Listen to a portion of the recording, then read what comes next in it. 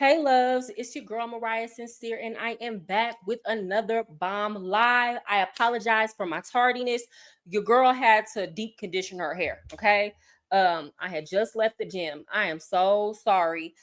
With that said, guys, we have a couple things to discuss today. I'm going to be reacting to a date this TikToker went on. We're gonna talk about some lessons, some red flags. You got to be real careful with that online dating stuff. And then we are going to talk about how China has been exposing these designer brands lately. Okay. The Trump tariffs have got China feeling froggy. It's giving sabotage, right? It's giving sabotage. And I was encouraged to do this by Sheba Baby Talks. Shout out to my girl. I'm probably actually gonna pull up her video and react to her opinions that she gave on it because I was in total agreement with it. And we're going to dive into consumer culture and how, since I moved here to Colombia, I consume far less. I went from an Amazon package every day, girly, to most days I don't buy anything unless it's like fruits or vegetables. Okay. So, with that said, I'm going to give y'all an opportunity to get in here. So, this is what I have for lunch today. I don't know if y'all can see it. This is a hot dog, but it has like a Colombian sausage or salachita in it. And it's pork. Honestly and truly, I don't know how they make this, but this is the closest thing that I can get to like a hot link here, right? I can't find really good sausage here. So the salachita that you can buy at most of the corner stores here is the best thing. And I don't like eating the hot dogs here. They nasty. They look like when they cook them, they even still look like raw boiled hot dogs. I can't do a boiled hot dog. You got to put that thing on the grill for me, okay? So, with that said, let's go ahead and get started. I'm gonna put on my headphones. Well, actually, before we do that, I'm gonna say this in terms of these luxury bags. I feel like, me personally, these luxury brands, these luxury bags were always supposed to be a status symbol, right? And I'm gonna say this especially to the young men and the young women of Gen Z who see all of these people on Instagram flexing, all these people your age who have these luxury brands, and you feel like you're behind in life. It used to be a time that you didn't get your first designer bag until you were like in your mid 30s, right? And y'all are seeing all these young people with these luxury brands, and a lot of y'all have felt this pressure and you felt like you're behind, only to find out that it doesn't hold the value and the weight that you thought that it did. It's all an optical illusion, right? I'm gonna say this, ladies, you never needed a designer handbag to be a bad bitch. You either got it or you don't. It's in you, not on you, right? A bad bitch is not just a girl who wears a 30-inch bust down wig and has the longest nails with every single jewel on them, and you got a Birkin, a Louis, driving a Benz, you driving a Lexus, you wearing all the designer clothes. No, it's a mentality. First of all, you don't gotta do too much when you already look good. Let's start there. And second, a bad bitch is a woman who takes care of herself in terms of hygiene. It's a lot of women walking around here with designer bags that cost 10 racks, 20 racks, 30 racks, and they coochie stank because of all the goosing they have to do to get it. I'm just keeping it real. From all the men that they gotta lay down with to maintain that lifestyle when their funds get low. It's a lot of women out here that's walking around with these designer bags, and you go in their house and it's nasty. I remember I used to clean this lady's house and she had every designer bag. Her house was gross and she used to say, I don't clean. Meanwhile, she driving a Bentley, got a nice bag. She said, I don't clean. I don't clean. And she really did not clean. You would go in her house and it was just always nasty, but she looked like $1,000,000. A bad bitch is somebody who take care of their children. Okay. It's a lot of women out here talking about they bad bitches, but they're not spending time with their kids, taking care of their kids, making sure that their children are reading on grade level. These are the things that are most important in life. And we've gotten so far away from that. Fellas, you never need a designer for a woman to like you. Either she like you or she don't. If she only rock with you when you got some money or you wearing designer, she don't want you. Go on about your business.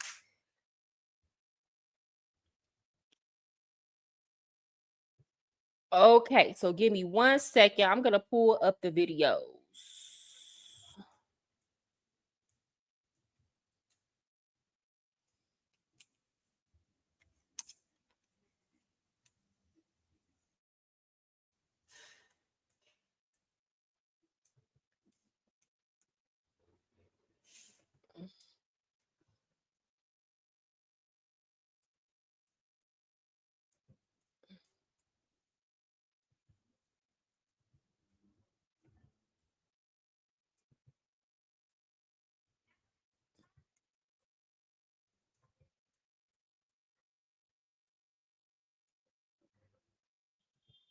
Why are Chinese factories all over TikTok right now? Manufacturers like these guys are sharing videos claiming to expose what goes into making designer goods. They're breaking down how little it costs to put together a product and how much people are then asked to pay once a logo is stuck onto an item.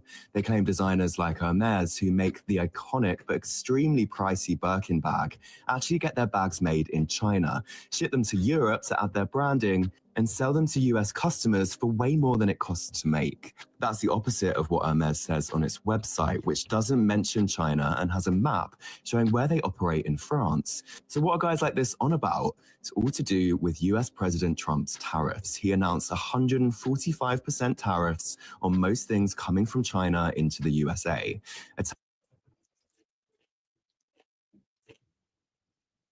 What up, Jamal? What up, SL? It's good to see you brothers here.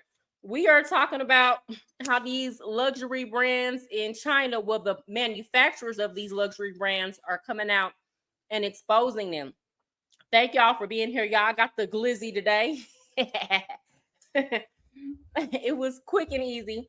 But anyway, so I'm gonna tell y'all, I actually found out about this a few months ago because the guy who owns the eyelash salon where I get my eyelashes done, we actually kind of have a little deal. So he does, well, his girl in the salon does my eyelashes, and in exchange, I give him an English lesson before I get my lashes done. You know, even in Colombia, I be bartering, even though it's cheap. But anyway, so he does a lot of business in China because he has other business ventures here. And he told me that he would go to China all the time and see the bags and see the makeup, the face cream, all the beauty products. Like he's gone there so many times. He knows where to buy everything. So he told me one time I went to this event in Europe and I was like, hey, okay, I told my business partner, let's go, let's see what they have. Because in his mind, he's thinking Europe, higher quality. Let's try to find some new vendors for different things. And he was like, when we got there, all of that shit was from China. All of that was the same stuff we've seen in China. All they do is ship it to Europe, and in Europe, they change the labels. So I had already been told this, but like, it's one thing to hear somebody tell you this kind of stuff. It's another thing for the manufacturers in China to expose that this is true. And how these businesses work around that whole lie that is made in China is they get it shipped to Europe. They do a couple of things like just slapping some labels on it, and boom, all of a sudden they can say that it was crafted in Europe.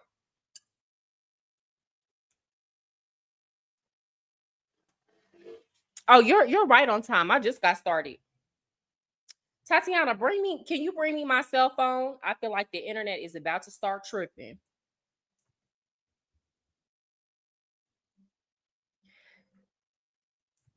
What you say? China just exposed all these companies. Yeah, they're exposing the companies, but here's my thing. You know what? I'm gonna talk about it later. Let's watch a couple more TikToks.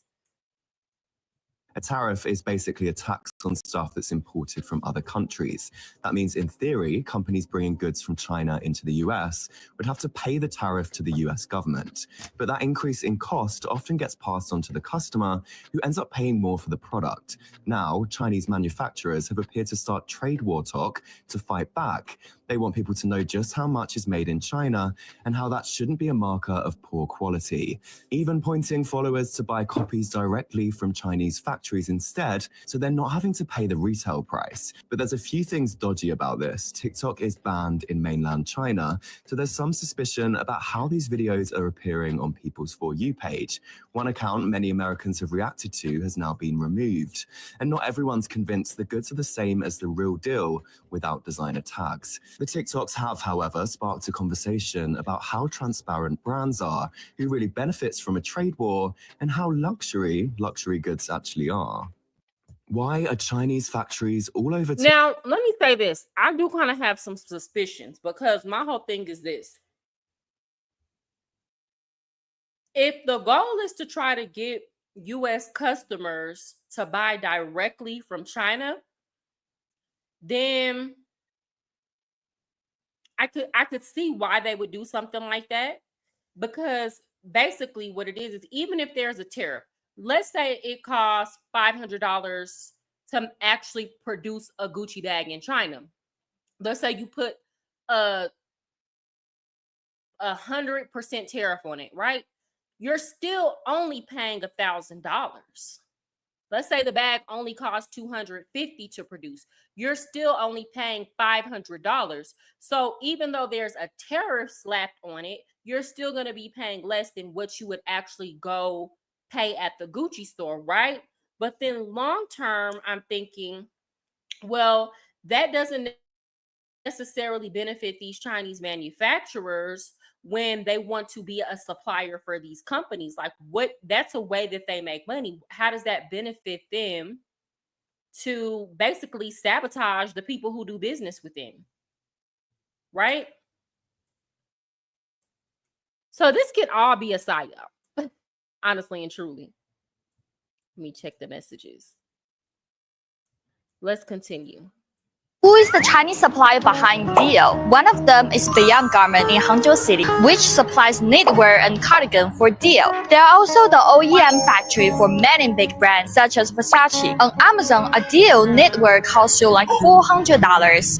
But here the similar quality only needs $50. Because if the wool content is high enough, you can get good quality with good prices. Follow Jojo, your business partner in China. Who is the Chinese supplier behind Deal? One of them is So you telling me you motherfuckers would rather spend $40,000 on one Birkin bag than go to China and get 5 Birkin bags, $1,200 a pop for $6,000 and keep $34,000 in your pocket? China has already exposed the manufacturing industry, letting everybody know that they use the same materials as everybody else. The only thing is they don't have the label. So you telling me you willing to spend $38,800 just for a label? And it don't even matter if you got money or not. That's besides the point. The fact of the matter is you're willing to. No, he's not understanding the business model. After this information came out, I don't want anything with a Prada, Louis, or Gucci logo on it. The purpose of people buying these brands was so that they could stunt on other people, so that they could look like they could afford something that was higher quality than what the average person could afford. Now that we know they make these bags in mass in China, they don't hold the same value. Now, even if you got a real Louis bag, when you're walking around, people are going to assume that it's fake. So somebody like me would never see the logic in, okay, I'm going to go get 5 Louis bags now. No, because it's cheapened down. They have sabotaged these brands. There's no point. You might as well go get you a nice quality, no-name bag at this point. Because in the eyes of public opinion, it's all knockoff now. spend 40,000 for one Birkin than to go to China and get one for 1,200 and profit a whole lot of money. Shit, you can have a whole collection of Birkin bags for that amount of money. Literally, China has put the manufacturing industry on blast, letting people know that these bags are cheaper, way cheaper than what they are, and you guys are willing to spend so much more for just one bag, all because it gets shipped to the US and it has a label on it. Y'all can have a collection of Birkin bags for one Birkin bag. All you got to do is remove the label. Clearly, we're seeing that these luxury items that's being shipped from across the world is way cheaper, but once it hits the United States, they slap that enormous price on it. So you telling me you motherfuckers would rather spend 40,000? The price of the bag was the purpose.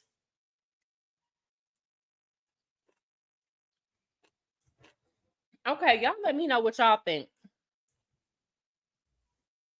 I wonder if this information is impacting these companies financially yet. I mean, here's the thing. We're already in a recession. I don't know too many people that have good sense that are out here buying luxury bags or can afford to buy luxury bags. I know people who could afford to buy luxury bags 3 years ago who can't afford to buy these luxury bags. Now, everybody done spent up all their PPP money. People are not getting government assistance. Y'all know they took away the food stamps. They taken away everything that would make somebody be able to have free money to where they can just go spend money on a luxury bag. So I'm sure they're already hurting. And then on top of that, this information gets put out. Even if you're a person that has it and you can afford it, you're probably not even at this point. You're like, what's the point? What's the point if everybody's going to think my bag is a knockoff? And even if I buy it from the store, everybody knows it doesn't cost that much to make it. Nobody's impressed anymore. So I'm not sure how soon it will have an impact, but I'm sure it will definitely have an impact. Here in Colombia, if you go to like the center of not Envigado, in Medellin, you can go get Jordan and Nike shoes that are 1-to-1. You're not even pay half the price.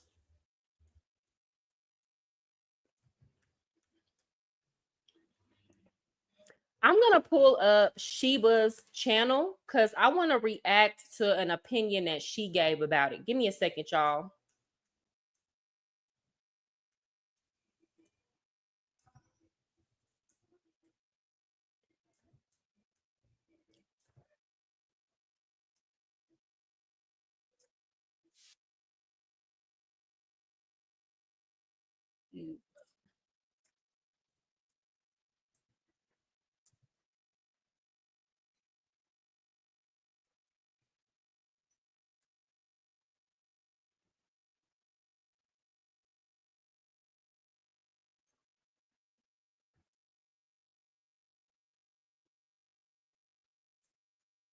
You it's actually the same thing to make you think it is. I think my point is not that like everything they say is a lie, but like some things are truth and some things are lies, right? You need to have some discernment because just some guy telling you that this is made in China all the way doesn't mean it's true. In fact, it like might be a lie. I don't give a fuck where they manufacture the bag. Okay, so that lady's argument was that these people from China are lying because if you buy anything else from China, the quality is cheap. It tears up very quickly. But there are levels to this. So there are factories in China where it's like that one-time wear type of factory where they're just mass producing all this stuff. Then they have smaller factories where they handcraft products.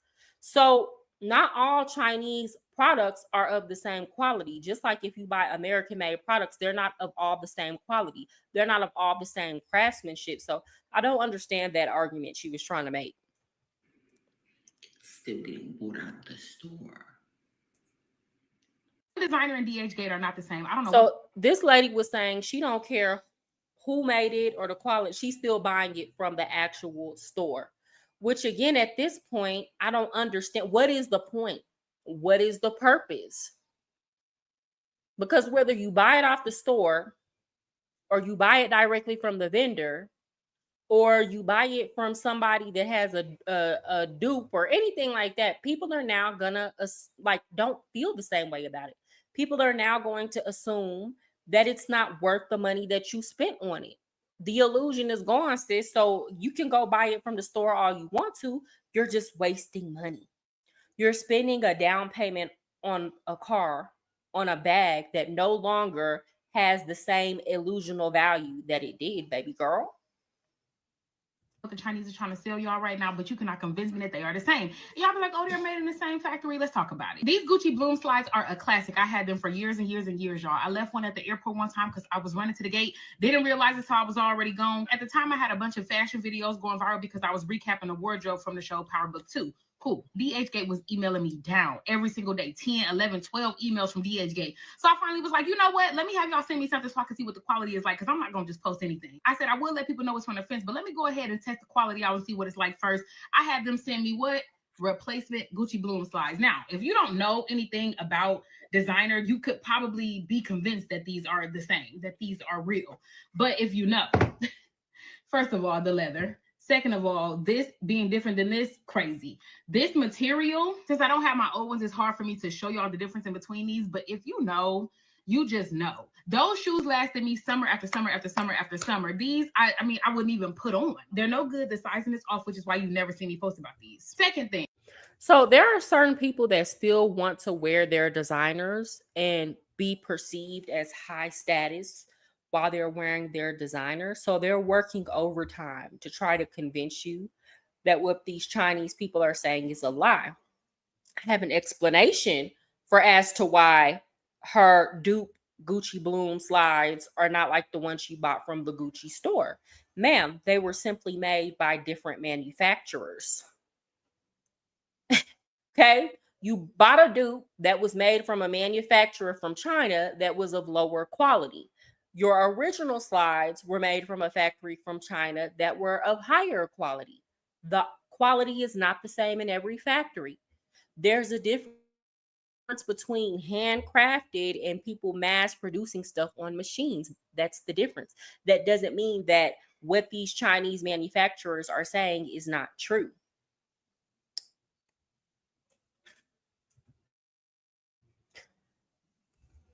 That might take a few months to see, depending on consumer reaction. Yeah, it's going to hurt for sure. Now, these women, like this woman right here, she's still going to go buy her designer. And then every time people say they're not impressed, she's going to try to convince you that it's not made in China. I wonder how this affects 304 land and the Trick Industrial Complex. I mean, I could see it going a couple ways. Like, I think you're still going to have the women who are like, I don't care. I still want these bags.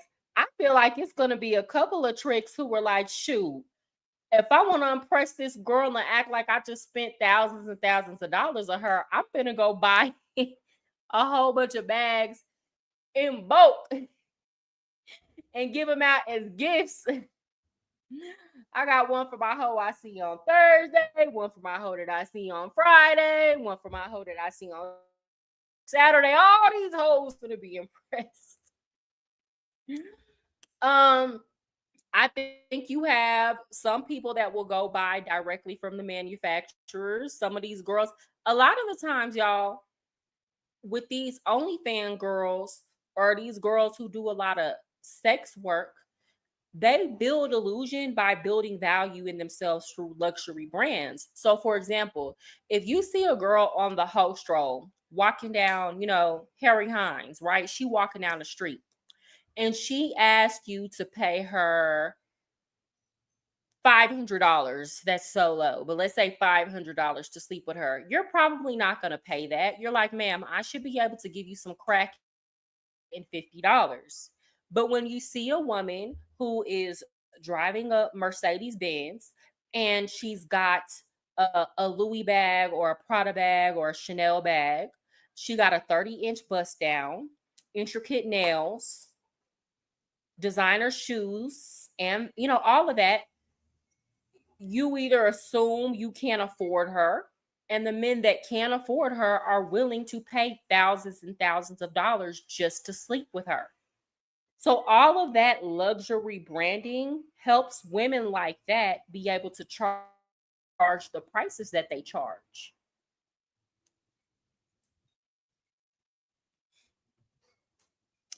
You can definitely buy replica sneakers that are one-to-one, but getting them from official retailers is part of a flex. Well, and yeah, and that's what I'm saying. It's the branding. It's the weight that we put behind these brands, right? I'm not encouraging y'all to go get fake stuff. I was just simply making it known that's here. And people do come from America and be buying them fake shoes and taking them back home. What's up? Hey, girl, I'm featuring your video today. I didn't go through the whole thing. I kind of skipped towards the end because I want to see your perspective. Y'all, this is my girl, Sheba Baby Talks. This is the video that I am reviewing right now. So y'all please follow my girl when y'all get an opportunity. I'll link her channel in my bio or in the description. I won't lie, I've been on all sides of that complex. You've been tricking Jamal. Okay, let's continue. These are a real pair of Tory Burch sandals. I got these last year. I was getting ready to go to Vegas. They were $200. I was like, cool, I want to wear these with an outfit in Vegas. Boom, bought these. I love these Tory Burch slides so much. They're so comfortable. They're wide foot friendly. They give everything they need to give. They have structure. They're perfect to me. I was getting ready to go to Florida, and I said, well, before I go to Florida, let me buy the knockoffs. That way I can convince myself to spend another $200 on the real ones. Do y'all know I got these? I'm laughing because please be for real. So the design. Y'all, I got them same sandals from Amazon. They was like, I want to say they were $20. And I got them before I came here to Columbia. And my brown pair is already broken. And everything she's about to say about these sandals is so true. But the thing is, they're not knockoff Tory Burch, right? Like they're not like a one-to-one dupe of Tory Burch. They're supposed to be like another brand that copies Tory Burch. Y'all understand what I'm saying? So her trying to use these shoes as an example for why these Chinese companies are lying and that these luxury brands are not made in China, that doesn't apply here. Whatever. Obviously, they can't copy the Tory Burch design. I wore these shoes one time. All of the stitching coming out. Second of all, what is this about? Yes, ma'am, because it's made from a different manufacturer in China.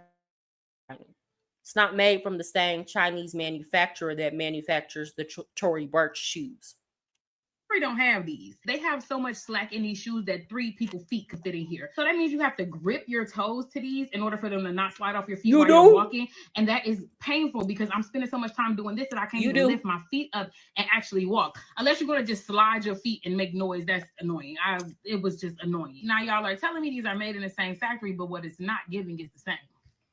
If they are made in the same factories by all the same people and they're just shipped to different stores, why is the quality? That's what I'm saying. She's like, I don't think she thought about this because nobody's telling her that exact pair of sandals is made in the exact factory that makes the Tory Burch shoes that are sold in the Tory Burch stores. As a matter of fact, when you go buy them on Amazon, they make no claim of that. It's not even pretending to be a dupe. It's supposed to be something that looks close enough to where you'll buy it and wear it, but it's not claiming to be a Tory Burch knockoff. Do y'all understand? It's just kind of biting off the aesthetic. So this argument that she's making makes absolutely no sense here. Quality is so different. Obviously, if you're going to shop DH, go ahead. I'm not shaming that. I'm just saying you can't convince me that the quality is the same. Like they can get it to look similar, but views and likes won't pay your bills.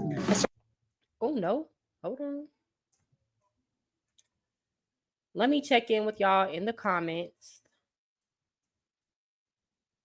Give me a second.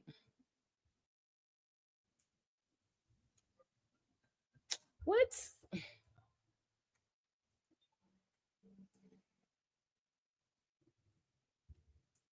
What you say, Sheba? Yes, girl, the point is not to buy fake, but if anything, we should not buy at all. We're going to get into that. I'm gonna get to your opinion on that. And of course, you know I agree with you. Yes, girl. Thanks for featuring my video. Of course. You know you my girl anytime. Anytime. My dad, when we was alive and lived in China, got me and my bro and my cousins all the throwback gear and DVDs for cheap before they came out. Yeah, China's the plug, honestly and truly. I got some Hermes replica sandals from Amazon years ago. Do they look exactly like the Hermes sandals? And are they good quality? Bible study is Wednesday at 7 p.m., brother. Come through. Do y'all live in the same? Are y'all joking? Do y'all live in the same area? Okay. I've been the trick, the pimp, and 304. Both sexual fix only chicks got a place and legit job that pays. Okay. Okay. Okay. I understand. I'm not mad at it. If the women can do it, y'all can do it too. Tori isn't even expensive enough to be buying fake. Her examples were terrible, lol. She was getting dragged in her comments. Yeah, like that wasn't a good example because it's not supposed, people aren't, the point in getting those sandals is not that people look at it and be like, oh, they're Tory Burch sandals. Obviously, they're not Tory Burch sandals, right? It's just a similar look. Like if you like that look, that's why I got them. It was like, okay, I saw them. I didn't want to spend a lot of money. I didn't go on Amazon looking for Tory Burch sandals. I just pulled them up. I just did a search on sandals. I saw them and I bought them. I regret that I bought them. Okay, let's continue. Started my social media journey back in 2020 and I really struggled. One thing I want to say is when your bags are real, you could wear them as many times as you want because they ain't cheap. And before I wear a fake Chanel bag, Louis bag, I'm gonna go ahead and give me a Kurt Geiger. I'm gonna get me a Coach bag. I mean, it's not about whether or not they're real. It's about whether or not they're of good quality. And what these Chinese manufacturers are saying is they're making the same quality, like it's the same quality bag. What is the difference in quality between a Coach bag and a Louis Vuitton bag? Sheba, you were saying that you like a Coach bag. Have you not had those Coach bags for years? People that I know that have Coach bags have had them for years and years and years. I've never seen a Coach bag break or anything like that. What is the real difference in quality?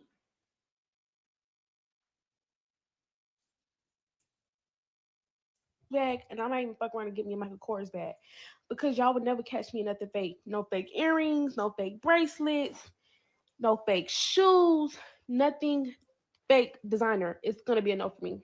Like I just don't get it. Like you already want the real thing because you're buying the dupe, so then why not buy the real thing? Is it like a money thing that because I don't have the money for it? But it's like why? Obviously, sis. Obviously, it's a money thing. I mean, that's the only reason. And if somebody really wants a Louis bag and you have a Chinese manufacturer that makes the same thing and y'all are still going to view these items as status symbol, then a smart person would just go buy it for the manufacturer. Like, even if I was rich, if I knew that a manufacturer is selling this same bag that I'm about to spend $5,000 for $500 or $200 or $250, I'm gonna go spend the $250. That's just being smart. People were spending these prices because they didn't know the real. But obviously, people wear knockoffs because they don't want to spend the money on something more expensive or they don't have it to spend, but they still want to create an illusion around their image. not save up or do something that's gonna make you the money so you can be able to get the real thing. Like I feel like y'all be looking really goofy because the people with the real bags, we can spot out the dupes, we can spot out the fakes, and it's just like it's cheap. That depends. That depends on the manufacturer. There are products that are one-to-one dupes, sis, and you won't be able to spot it out at all. Especially if it's the same quality, is what these folks are trying to tell you. I feel like people who spend money on these bags, they're very pressed. Like they're very upset now because it feels like they don't have the opportunity to stunt in the same ways that they do. So now they want to try to talk down to other people about their spending choices. I don't even get good dupes. And don't get me started on the fake Birkins. Y'all hoes just pop up with a Birkin. Y'all don't show no unboxing. Y'all don't show no receipt. Y'all just, oop, Birkin. Them Birkins be fake too. Not gonna hold you. Ma'am, do you think real rich people who have money and wipe their ass with what it costs to buy a Birkin bag, do you think they're doing pictures and unboxings of Birkins or any type of luxury purse that they have? No, that's what people do who really don't have the money. But at least I have more money than you. Rich people don't do that type of stuff. It's this social media mentality that is crazy. So because a woman didn't do an unboxing of her bag, it's fake. Okay. Like people have to prove that it's real now. But the Chanel bags, Birkins, those bags are at a high time dupe. Everybody in their mama got them a dupe. And it's not cute. Mm-mm.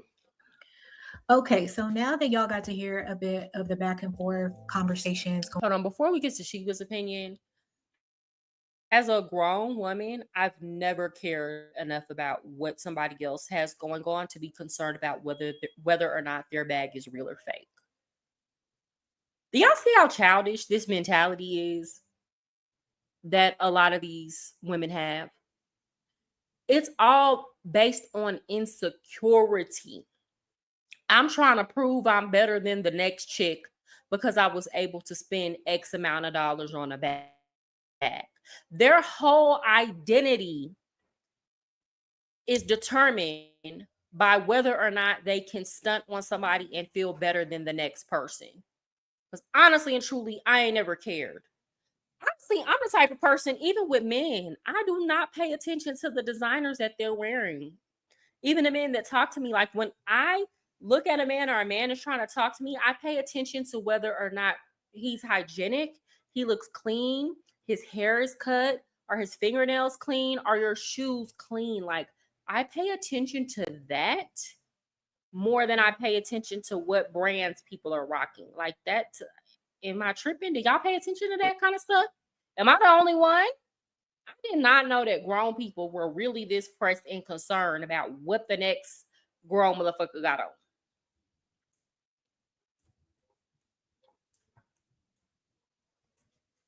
What you say? Exactly. Like these people are weird. No fake shoes, nothing. Oh, no, hold on. Fake designer. It's gonna be highly dependent upon the brand. And don't get me started on the fake brand. Okay, so now that y'all got to hear a bit of the back and forth conversations going on, what do y'all think? Personally, I can see both sides, except I will say with the luxury girls still referring to buying designer bags as a investment. I mean, I know that notion has been around for a minute, but to me, it's all propaganda that was pushed and furthered by these companies because majority of luxury bags do not retain a high resale value over time. It's highly dependent upon the brand and the condition of the bag and the availability of the item itself. Like, is it an actual? You basically have to buy a bag that they don't sell, like that they discontinued. And you're not going to know when you buy the bag if it's going to be discontinued. But you have to buy a really popular bag that is gonna be discontinued, but you're taking a gamble on whether or not the bag that you buy is gonna be discontinued. Rare limited edition version, right? And then you have the ones that will say, oh, well, the leather and quality is better than the real thing. But let's not act like we didn't see that dude Tanner Leatherstein going viral a few years ago for deconstructing some of people's favorite designer bags, and they were real. These weren't DH Gate bought bags. Like, he actually went out and spent the money on these bags, and he totally deconstructed them and then offered his expert opinion on the quality of the leather and the construction and the true value, right? That exposed a lot about many of these very expensive designer brands. And obviously, you know, there's some truth to the fact that these brands have been lying to people and price gouging like crazy while simultaneously decreasing the quality of the goods. And don't even get me started on the piss poor customer service, because when you are paying a mint to get treated like this in stores. With this new AI tool, you can create Pixar-style 3D animated videos with the same characters in different scenes within. Welcome to Louis Vuitton. Thank you. Chanel shoes. This is looking good. Michael Kors bag. This bitch is going to want to never fool. Van Cleef bracelet. We got some hope. So what can I help you with today? I'm actually looking for a card holder today. Of course. Card holder? Are you shitting me? Here are the two styles that I have. Classic monogram or this beautiful one in pink. It's a little bit more expensive, but it's leather. Oh no, I'll just stick with the classic monogram. Yeah, of course you do. I'm just thinking about it. I love it so much. I cannot make up my mind. Totally understandable. It's a big decision. Yeah, $200 decision, bitch. Chop, chop. I don't got all day. Okay, I'll take the plunge. I'll take this one. Would you like to take a look at a bag as well to go with your new card holder? Oh no, I'm actually investing in vintage these days. Vintage is so sustainable as well. Vintage is the new poor bitch. Thank you so much for coming to visit us at Louis Vuitton. Can I have your card? I am out of cards, but it's okay. You can talk to anybody at the store. Anybody but me. This is so spot on. So I don't know if y'all have ever worked retail, but when I was in college, I used to work at the outlet mall in San Marcos. So it's between San Antonio and Austin. So I went to college at Texas State. So we had several different outlets. We had child, I forgot all these brands. We had a Hugo Boss. There was Michael Kors, Coach. There was one that was higher end. I forget about it. Well, I worked in the Guess store, and to me, that's not necessarily considered luxury, but it's considered good quality. If you've ever worked with somebody that is an actual fashion major in college, y'all, they be these people, like for real. They are label snobs. Now, I know that you only making $7.25 an hour, just like me. We're college students, but they would be so snobby towards people who were coming in and they felt like couldn't afford what they could buy out of the stores. And then if you went to the other stores and talked to the other sales associates that worked there, it was like the more higher end the store was, the snobbier the sales associates got. But y'all are all making $7.25 an hour, $10 max. What? And a lot of the sales associates would literally save up their paychecks just so they could use their employee discounts and buy stuff from the store. So it kept you broke. It's like you're already paying your bills in college. Then on top of that, you're using your employee discount. You're just giving the company their money back just so that you can stunt on the college campus.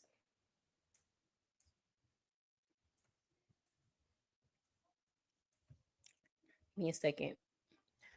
All the amorists about to go down in price, and all our Black celebrities should be prosecuted by culture for treason. Why? Because they pushed this stuff on us. I mean, we bought it. We glorified them.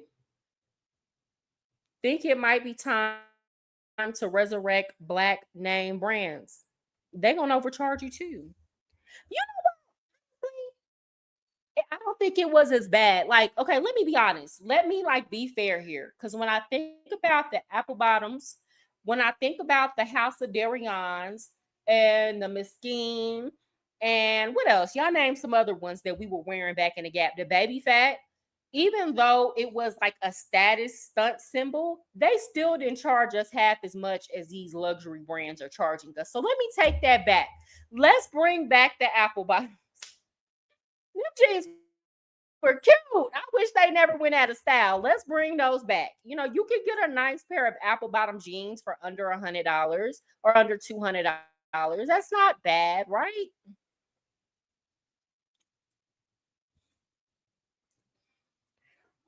I'm still salty about my Hermes belt my ex took that I got from another female. Wow. Telfar is the only black-owned luxe brand people seem to rock. I did not know it was black-owned. And it is very popular. I love Coach down. My mom used to love Coach bags. I have a Coach wallet that my aunt bought me. I think that's the only Coach product I ever had, and it's super cute. Better quality leather than a lot of the high-end designers. Yeah, I mean it lasts a long time. That's what I'm saying. Like with this new information, I don't think I would ever buy. Like I know I wouldn't. Like you couldn't pay me to go buy a Louis Vuitton bag now. Like I will stick to the Coach, Tory Burch, Michael Kors range. And even then, I'm gonna be side-eyeing if y'all charging too much because it costs you $50 to make this bag. We need bulk luxury, urban, and cheap Payless brands. Okay. You must have did her wrong for her to take it from you. Yeah, hold on. It was so many rich people on TikTok saying, yeah, we knew about the Chinese manufacturers. They buy replicas and dupes too. There are the smart rich people, y'all buy replicas, they buy dupes, they rent their cars, they rent their jewelry. The ones who want to keep their money and not go broke trying to stunt for the internet, who really does not care about them. And we see that the internet doesn't care about them because as soon as they do something wrong, they get dragged. Okay. You can't let people run your finances. She's a very positive, possessive, jealous Virgo. Okay, you're talking about your ex. Sheba, I cannot do Virgo women. I'm sorry, I can't. I'm getting off topic. I cannot do Virgo women. Hey, Binky Bianca, what's up, sis? Y'all follow my girl's channel. She does celebrity gossip and social commentary. Thank you for showing up. Exactly. All they care about is showing off for other people.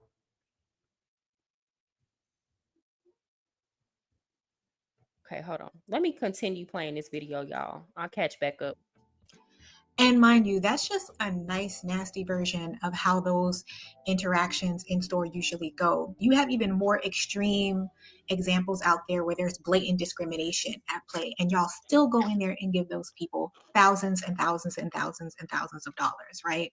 But like I said, as much as I'm side-eyeing all the people that are like, F that, I'm still going to make these brands that don't care about me wealthy. I'm still going to buy the real thing because I want to stunt on other people. Like how that man in the beginning said that, oh, they used to make fun of the people that bought stuff on DHgate and they would look down on him. That's really how a lot of these people think. Like that is the driving force behind all of this, right? Because the real crux of the issue is that there are a lot of people out there that place their value, their self-worth, and their ability to buy very expensive things and show it off. They base all of that, their whole self-worth and identity, on their ability to buy very designer expensive goods. And as much as I'm side-eyeing them, I'm also not falling for China's tactics either, because they knew what they were doing coming on to TikTok. I'm gonna put it to y'all like this. I never needed a designer bag to be a bad bitch. Never. Now y'all know I used to work in a club. I used to work with so many girls who they would go get all the plastic surgery. You got all the plastic surgery. You got every designer bag. You driving a Benz and you driving a Lexus. Me, baby, I was like Diamond. Okay, I'm a dry to hell out this Honda Civic. I ain't had no Honda Civic, but I did have what I have, a Chevy Explorer. No, a Ford Explorer. Okay, I'm a dry to hell out this Ford Explorer. Okay, so I never needed a designer to be a bad chick. At the end of the day, when you come in here and I come in here, I'm gonna outwork you, right? Because I know I don't have no tricks. I know I ain't talking to nobody outside of here. I know if I don't make my money in here, the bills are not gonna get paid. And guess what? I'm not gonna increase my bills to where I can't afford my overhead. So I don't need the designer, I don't need the luxury car, and I don't need the apartment downtown. Having a designer bag don't make you a bad bitch. Being a nice person make you a bad bitch. Being kind to people make you a bad bitch. Keeping your hygiene up. It's so many women walking around here that got Birkin and Chanel bags, but your coochie stank. Because every other day you laying down with a different dude. Or you simply don't take care of your hygiene. Like I said earlier, you can go in some of these chicks' house and it's always nasty. That kind of stuff is way more important than whether or not you are rocking a designer bag. And I've said this before, and I'll say this again for all of my women who are steady comparing yourself to these so-called bad bitches. A lot of them not getting treated right. A lot of them is not getting treated better than you. I promise you they're not. Because A, they can be bought. They'll do anything for a bag. And the type of people they attract because of their mentality keep them living in hell.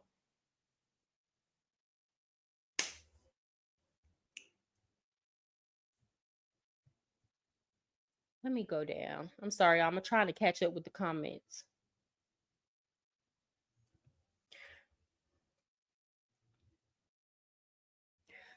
Oh, he's Afro-Latino. I didn't know. I just learned something new. Hold on, y'all. I'm trying to catch up. Nacho Coochie stank. Yes, girl, I agree. I knew girls that rock designer with no furniture in their house. Come on. But you a bad bitch. You a bad bitch, but you don't got no furniture in your house. You leaving your kids with any and everybody, leaving your kids with your boyfriends, all these different men that you got coming in and out while you go out to the club, but you a bad bitch. You a bad bitch, but all your kids are failing in school and you're doing absolutely nothing about it. Matter of fact, when the teacher call you about your kids' behavior, you cussing the teacher out, but you a bad bitch though. But you got a Hermes bag. But you got a Chanel bag. You went in and out the clinic for STDs, but you got a Birkin bag though. Okay. Well, anyway, you might be mixing up. Oh, y'all talking about something else. Oh, yeah. I done heard these wax ladies. I need to do a whole show about the stuff these wax ladies say. Women are really going and getting their cootie cat waxed and you're not bathing before you go? Like anytime I have a wax appointment, I bathe right before I go. I don't have a wax appointment, but before I have my wax appointment, I go to the gym and then I go run errands and then I decide I'm going to go to my wax appointment. No, I'm not going to that wax appointment until I have bathed right before. Not only are the girls not bathing before they go to their wax appointment, but y'all coming to the wax appointment with shits in your coochie. It ain't even in y'all ass. It's in y'all coochie. What's going on? But you a bad bitch though. And the wax ladies are saying it be some of the prettiest women. That's the crazy thing. I believe you about that, what that white lady said. That's why I don't know why some of us go so hard to buy designer. Most people will assume it's fake anyway. Yeah, especially now, there's no point. There's no point now. After all of this on TikTok, whether it's real or it's fake, whether these Chinese manufacturers were lying or telling the truth, the illusion is gone. Ain't no point. You might as well just focus on quality over branding. Focus on the quality of the product over branding. This is sadly very true. Non-white women or Black women will always be seen as less prestigious than Caucasian women. Well, you know what? I have to say this. I got to be honest about that too, because I have heard people say that they don't want Black people wearing their stuff because they feel like it cheapens the brand. Now, there's two sides of that, right? Because not every Black woman is like you, Sheba. I've met Sheba in person, very classy, very cutesy, very demure. Not every Black woman is like you. Not every Black woman carries herself like you, Binky. So when you have women, Black women, who are wearing these Gucci bags, right? And then you go on their Instagram photo and their boyfriend's the drug dealer. And then on top of that, she got a 30-inch bust down weave. She got the long nails, and I love the long nails. So I'm not talking shit. I don't got them on now because I'm in Colombia, but I like them. I used to wear all of that. So again, don't feel like I'm talking shit. Except for the wigs. I never wore the wigs because I don't like them. They itchy. I like to wash my hair a few times a week. But I wore all of that. So it gives ghetto. It gives ghetto, and people don't want their brands to be associated that. Versus if you have Black women like Candace Owens rocking the same bag, it's gonna look different on her because of how she carries herself.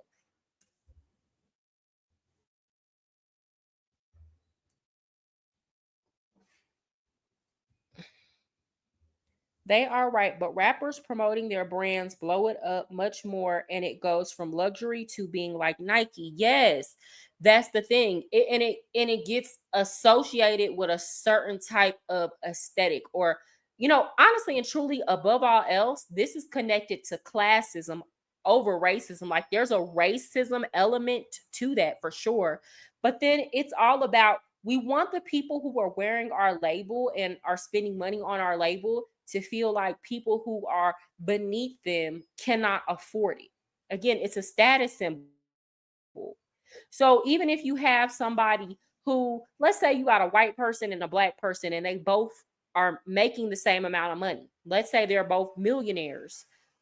That white person is not gonna want to rock the same labels as the Black person who is a millionaire, but your image is that associated with drugs and doing hood activities. Y'all get what I'm saying? Like you're a millionaire, but your image is still associated with poverty.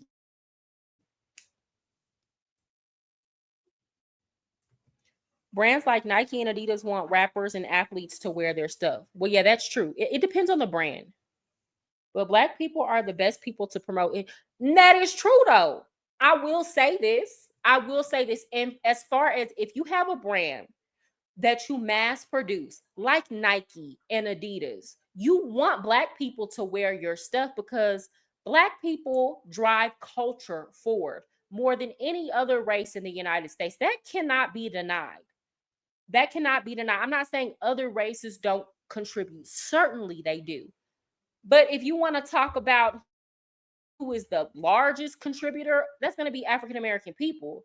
Once we put a stamp on it, then your stuff is going to sell. And if Black people don't stamp it, it's not that you can't sell it to the masses, but it's just easier. That kind of goes back to how a lot of pop stars got their start with the more soulful R&B style back in the day, or rap kind of feel. And then when they got to a certain level, then they were able to, get more into pop music. But everybody knows that the Black community is a gateway and an entryway into the mainstream. a lot of the times, even for white artists. Is that always the case? No, but it's a way to do it quickly. You will be more fastly propelled if you go through the Black community. I worked for a streetwear company years ago, and they would get hype when rappers wore our stuff. Streetwear brands love when Black entertainers wear their stuff. It flies off the shelf. That's true. Again, let's think about those brands that I mentioned earlier. Baby Fat, Mesquite, y'all, I can't remember all the brands. The Apple Bottoms. Okay, a lot of Jabos. A lot of this was being sold at a time where these brands were being promoted in hip hop.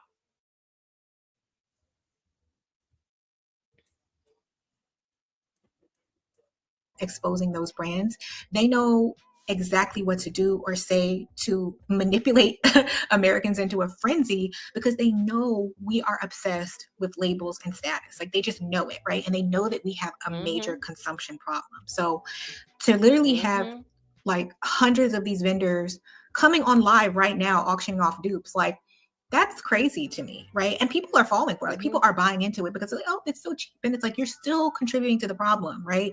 So while a lot of us are on the app celebrating these designers getting exposed for robbing us blind, y'all are still allowing yourselves to be exploited financially. I feel like a lot of y'all missed the plot in terms of what these tariffs were for. And I agree 1000% with what Sheba is saying. If we've been getting taken advantage of by these other countries, and we've been getting tariffed out the ass by them, you shouldn't have the mentality of, oh my God, the stuff that I buy from these other countries, it's going to be more expensive. Luckily, we live in the United States of America and we have options. You can go buy what is locally made. You can go buy from a country that has lower tariffs. You cannot buy it all if you don't need it. And that's the problem here. And that's what she's speaking to. Our consumerist culture. That's why we have so much leverage over China. I don't care how hard they're trying to play, or they look like they're standing on business now, or they're saying they have other markets to sell to. The fact of the matter is that we are in a global recession right now. And there is no other culture on planet Earth that has the consumerist culture that the United States has.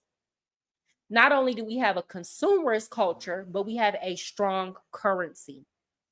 China can't find any other country in the world like us to sell to.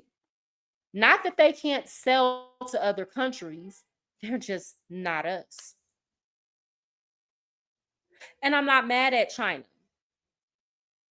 The people in power sold us off to them a long time ago. And this is kind of our last opportunity to try to bring it back. But honestly, it might be too far gone. I don't know. We'll see. Okay, so they can talk hard all they want to. They can say they have other people to sell to. Nobody buys based off of emotion. And nobody has the poor spending habits. And nobody has the consumerist culture that we have in the United States. Even here in Colombia, if you go to a store and you buy a cart full of stuff, even if you're in a good area, people are going to be looking you upside your head. People don't have Amazon packages and boxes coming to their doors, in part because people know your stuff is going to get took. This is not the United States. If you got boxes coming to your door and being left out and you're not there to receive it, your stuff is getting took. This is Colombia. It's not sweet out here. So because of that, a lot of your spending habits are kept in check here. Even Rappi, the food delivery service, or you can get food, you can get pharmaceuticals from there. You can get a lot of stuff off of Rappi. Most Colombians don't use that service on a day-to-day. American citizens use that more. We'll Rappi anything. We'll wrap you anything. And Colombians are like, that's crazy. You're supposed to use Rappi if it's like 2 or 3 in the morning and you don't want to go outside, and you definitely shouldn't be spending a lot of money on there, right? So there's not as much pressure here to consume. People don't care about designers. Most people here either don't have a car or they drive a motorcycle. Yes, there are cars here, but it's not common. So people are not going to look down on you if you don't have a car here. I mean, you'll see plenty of cars on the road, but what I'm saying is, in terms of the percentage of the population that has them, most of the people don't have a car. Let me see what y'all talking about. We have a consumption problem, and instead of recognizing it, we are allowing China to capitalize off of it. Exactly, Sheba. And that's the point that you were making in your video. A lot of times, instead of complaining about stuff, you got to see the opportunity in it. So the big complaints that I've heard about the tariffs is, oh my gosh, now I'm going to have to spend more because everything's going to go up in price. Why is that the default? This is an opportunity for you to save your money. The mentality should be, hell no, I ain't finna pay for that. I'm not paying for it, baby. I'm gonna start eating at home more. I'm done ordering these packages from Amazon, Shein, and Temu. Is that how you say it? I never ordered from them. You know, this should be your opportunity to go on a cleanse, not sit and sulk because now you can't buy as much as you used to. Most of y'all got a house full of shit that if you really just sorted through all of that stuff, you would be like, what in the hell? Why did I buy this? I remember when I first moved here, when I was getting ready to move here, I started selling my things off and packing up my apartment and throwing things away a month before it was time for me to move out. That last couple days before I had to move out of my apartment, I still had so much stuff that I was so overwhelmed. And this isn't a 2-bedroom apartment. I had so many clothes that still had the tag on them, so many knickknacks that I had bought out of emotion, kitchen knickknacks for stuff around the house, just all kind of random things. I had so much shit that I'm traumatized. And that's why I am determined now that I live in Colombia to not buy more than what I need. You're very right. Consumer base and stable dollar. Yeah, like we have a lot of leverage here when it comes to dealing with China. That's how I used to feel about food delivery service. But now I've changed because we don't have good places to eat within walking distance. Yeah, all of that stuff, it eats your money up. Who does the blind lead? Show me a sign, please. If everything is made in China, we are Chinese. But the crazy thing is, it used to not be like that. If you go back to a little over 100 years ago, if you go back to the Gilded Age, there was an opposite problem. There was actually a war in China called the Boxer War, because we used to be the leading manufacturer in the world during the Industrial Revolution. And guess who was our consumer base? China. And the Chinese peasantry and the Chinese common man felt a way about that. And they had a whole war because they felt like the government should not allow us to come into their country and do business.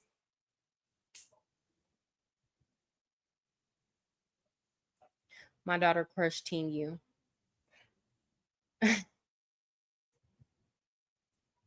NAFTA is what happened. Yeah. My mom is obsessed with Team U too. I've never been on there. Is that how you say it? Team U? Is it Team U or Temu? Or I don't know, y'all. Okay, let's continue. By China, by going out and buying all this crap that you didn't really need just because it's cheap.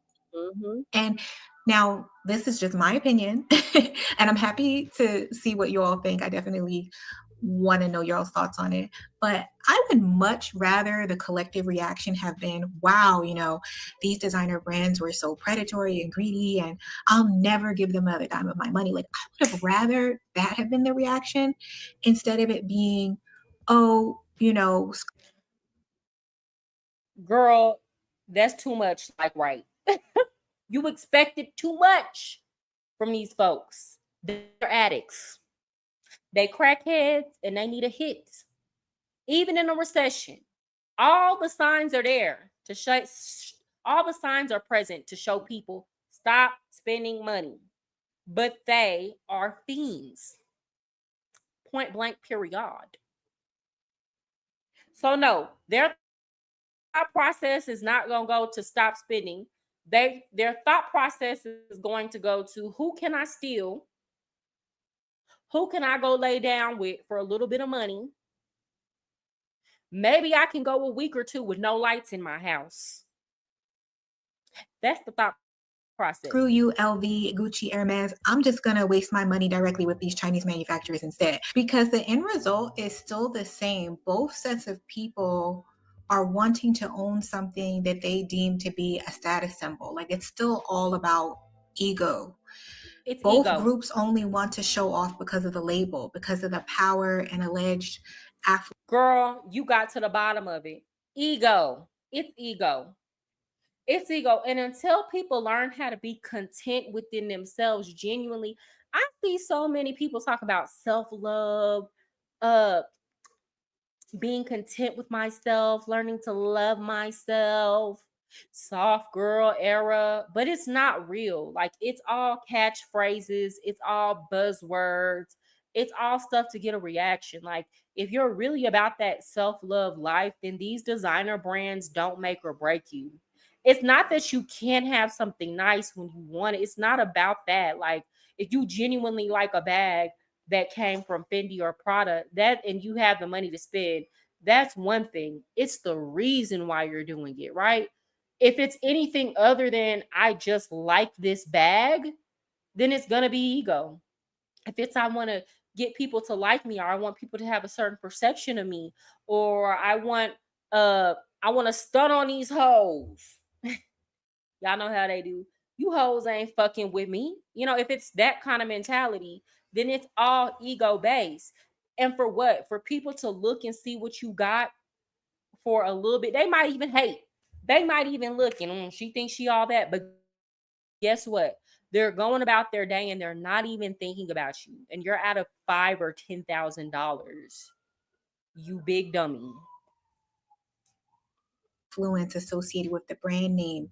And I just find it interesting that you have one side that's mad about the quote unquote lessers having perceived access to luxury on the low that they worked hard for, and that's why they're hopping online to not so quick, and let them know that, oh, you still aren't on my level, because what you're buying still is not real. You still didn't get it direct from the store. And then you have the other side rubbing it in their face like, oh, nana boo boo, like I can buy bags that look just like yours and it's made in the same factory as yours. And as hilarious as it is to watch both sides like ping pong back and forth and like fight over all this, I can't help but think that both sides lost the plot. But I mean, what can you do? If the people like it, I love it.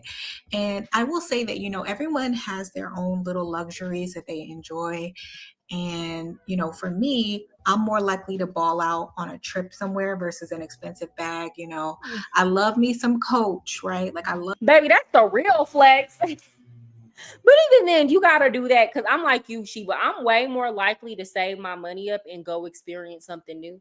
But even that, I don't do. I feel like you kind of travel similarly to me. I don't do it to flex. So there are some people who will only travel if it's luxury travel. Like if they're staying in the best of the best and they're doing all the super luxury tourist travel. I go travel to actually experience the culture and learn about the people. I post the pictures, but I never post it with the mentality of like, oh, my ops gotta see this, or it's time for me to stunt on these hoes. Like, I noticed that the people who travel like that, and I've seen them out and about when I've traveled and have kind of bumped into them or talked to them, especially if they're Americans, they're not having as good of a time as me. And I'm spending less money, right? And not just that, you traveled to a place, but you didn't really experience the culture, because 9 times out of 10, they're looking down on the locals. They don't even try to really take the time to get to know the locals. Love Coach and Quality Leather, but I've never been the type that was interested in spending $20,000 on a bag, right? That has always seemed wasteful to me. But you do have some people that is their vice. That is a hobby of theirs, luxury shopping. So definitely let me know y'all's thoughts on this whole debate between. Okay, so that was my girl Sheba Talks. Y'all make sure that y'all follow her when you get the opportunity. But I mean, I'm 1000% in agreement with you, right? Let me get to the comments. Hold on. I love the interaction, y'all. Hold on. Give me a second. I gotta get a mouse that's like wireless. I just subscribed to you and I'm binging you Mr. Videos tonight. Yeah, that's my girl. She got good content. She be coming with the tea. It's not real. If you really about the soft life, that shouldn't require you spending excessively on designer to show off to people. Soft life is about how you can work as little as possible and live the lifestyle you want to live, right? It should, like, if you are buying designer brands and everything is luxury, then sis, you got to work a whole lot or you got to lay on your back a whole lot. And that's work too. Especially if you got to lay down with a big old fat greasy dude jumping on top of you. Okay? That's a lot of work.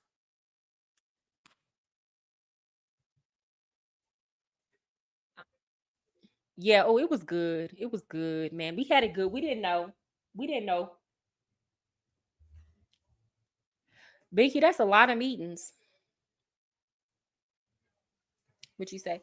Yes, I love traveling for the experience. I don't even show it off on social media like that. I go to experience the culture, and I can tell. I can tell for sure.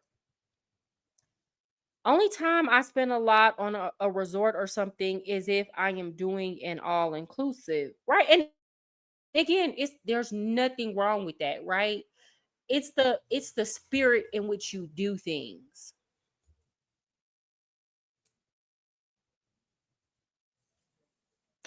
That's true too. Actually, 2020 was a great year for me financially. I made a lot in Trump's economy.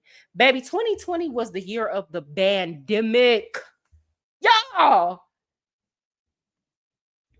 I'm not even gonna hold y'all. In March of 2020, I made $30,000. Life was good.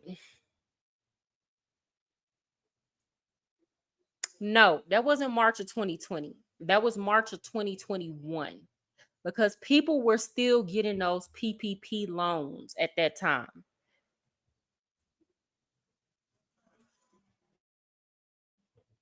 I didn't get a PPP loan. But I sure got money from people that was getting the PPP loan. Hello. I don't mind. I watch Queen Maker and don't drag the men who support you, but many of these men need it. Okay, let's continue. So, y'all, I want to get to this story on TikTok that I saw. So, this is woman from Atlanta. And honestly and truly, I'm going to say this. Well, she said she dated a man from Atlanta. That's your first red flags. Who dates men from Atlanta? Ladies, would y'all date a man from Atlanta? Tell the truth. Because when I hear Atlanta, I think Sodom and Gomorrah. I think you take D on the low, especially if it's a situation where the man is not from Atlanta, but he moved to Atlanta. I'd be like, what attracted you here? What made you want to go to Atlanta? You know what Atlanta is known for, right? Same way I feel about men who are not from Houston who moved to Houston. Sir, you're nasty. I already know you're nasty. Just like men who move to Cartagena, Colombia. I don't care where they're from, but it tends to be the New Yorkers. I'm telling y'all now, ladies, they nasty. They nasty. They're in Cartagena for the hoes. Give me a second.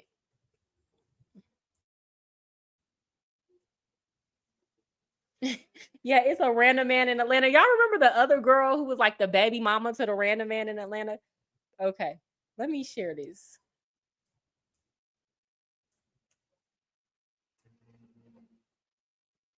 Okay, girl. So, story time about my first time dealing with a man that's from Atlanta. And I've been wanting to tell the story time for so long, but I ain't gonna lie, I was scared for my life. And then when it happened, when I was going to tell the story time, it was still kind of like recent. So, being that a year and a few months have passed, I'm like, I don't cross paths with this nigga no more. So, it's cool. And when I say dealing with a man from Atlanta, I mean like dealing with a man that was born and raised in Atlanta. Like I've dated men like here while I've been living in Atlanta. But the niggas that I've dealt with or whatever, or relationship, and they was from. Ladies, why would you move to Atlanta? Why would you move to Atlanta? Moving to Atlanta is wild. Dating in Atlanta is even wilder. They have the highest AIDS rate in the country. I believe it's 1 in 21 people there have AIDS. And then it's already hard trying to date as a woman. On top of that, you got to compete with the men. Why would you do that to yourself? I don't know. From New York or they're from Chicago or whatever. So anyway, let's get into it. So before I get into the story time, I feel like I kind of got to give y'all like a backstory how him and I like met, started talking or whatever, right? So we have been following each other on Instagram for like a little while though, but I had never really interacted with him for real. So one night we was at Onyx or whatnot. I was at Onyx with my people. I guess he had Onyx with his people, and he had seen me, and I guess I'm fucked up. So I guess like he said I made eye contact with him and I didn't speak. So he ended up texting me. He was like, "Damn, why you ain't speak or whatever?" So I'm like, "Oh, like." Okay, so if Onyx is the Onyx I know, she met this man at the strip club. So she at the strip club, he at the strip club. Now, if you just kind of take it from face value, there are people that go to the strip club who are really not on that. Honestly and truly, there are a lot of men who go to the strip club whose friends drag them into the strip club. I would say it's a partial red flag though. Because more times than not, the men that you will meet at the strip club ain't the type. Same way as men you would meet at a nightclub. They're not the type you want to date. I didn't see you. He was like, "Yeah, you look me dead in my face, da da da, like you acting Hollywood." So we joking about that or whatever. And so then just conversing a little bit. And like the next day he had posted some food, and I'm like, "Damn, where you get that from? That looks good." Okay, so I guess they knew each other before the strip club. Okay. So he had said, I forget the name of the spot, but he was like, "Yeah, I gotta take you here." And I'm like, "Oh yeah, for sure. Like that shit look good." So anyway, so he was like, "What are you doing today or whatever?" And I was like, well, at the time I was at the doctor's office. I was getting my birth control shot. So I'm like, after I leave here, whatever, and I can, we can like go somewhere and go get some food. So one of the spots that he had said, it was like a brunch spot, and I'm not really like a brunch eating person. Like I'm not the egg, grits, oatmeal, waffle bitch. I don't eat. I have to be in a mood to eat that. So anyway, so I told him that or whatever. So he was like, "Yeah, I'll figure out like another spot we can go to."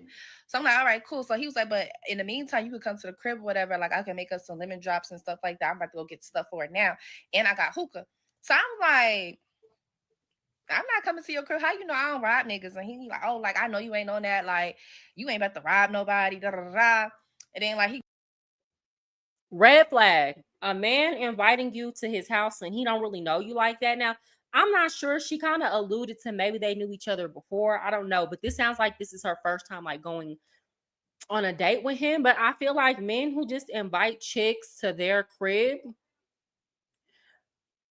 immediately that's already a red flag. I'm gonna be thinking like, okay, either this is something that you do all the time, you're extremely desperate, you don't care about yourself, or you're gonna try to do something to me.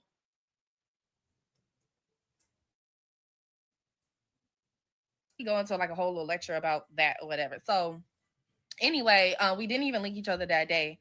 And so maybe like 2 weeks later, he ended up hitting me up and was like, "Send me your number and whatnot." So now we texting and stuff.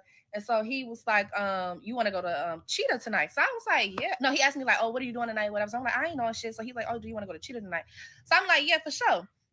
So end up going to Cheeto and whatnot. I was meeting him up there. He fucking was not there when I got there. Mind you, the nigga was fucking an hour late. If it wasn't for me not knowing people there and like I was just so caught up in like catching a vibe, like I probably would have left or whatnot. And so I texted him like, hey, like how far are you? Where you at? So he was like, oh, I'm running a little late. I'll be there in like 25 minutes. Bitch, 25 minutes led on to a fucking hour. So he ended up sending me $700 in the meantime because I guess he was late.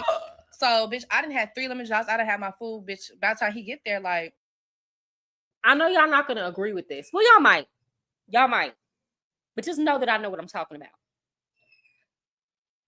I already know he's lame. Just off of the fact that he sent her $700 because he was late. I already know this is a lame dude. Let me tell y'all something. I don't care what Shira7 is out here saying. I don't care what none of these get you a provider, man, women are talking about. And again, I don't think there's anything wrong with the man who, if you are his lady, he does for you. That's not what I'm talking about. There's absolutely nothing wrong with a man taking you out on a date and he spends money on a date. That's not what I'm talking about here.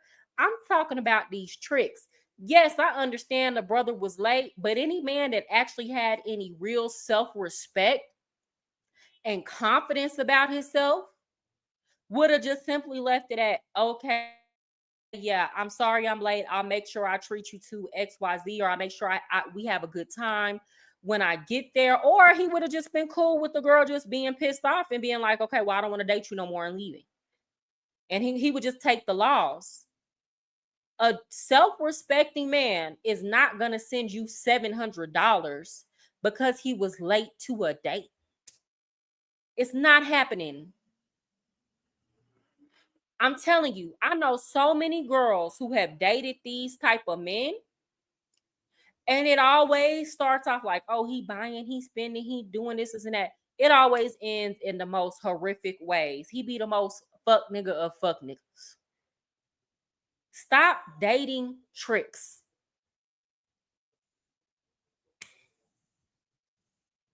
And if you, here's the thing, you got to decide this. If you want to date tricks, date tricks. But certain things come with that. Y'all ladies got to decide, do I want to look for a partner or am I in it for the money? And it comes with 2 different mentalities and 2 different sets of expectations. If you're in it for the money, I need you to expect that you're going to be dealing with weirdos, because that's what they are. And you're going to be in weirdo situation after weirdo situation.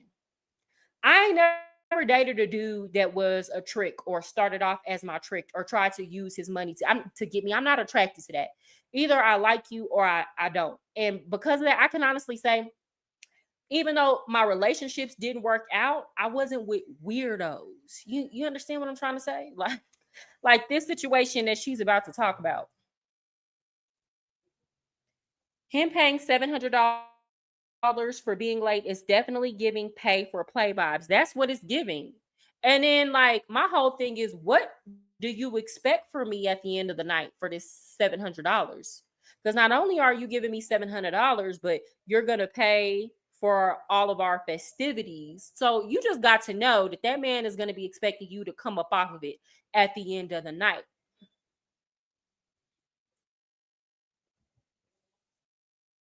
Every man is not that confident. You're born pretty, so you take that for granted. Okay, yeah, Jamal.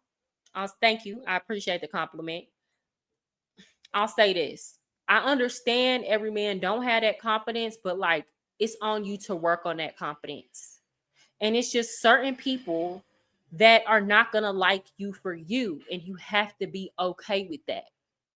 You have like and I'm saying this to some people think that just because you're a pretty person that everybody's gonna fall at your feet and treat you right or be the person that you want them to be or like you the way that you like them. And that's absolutely not the case.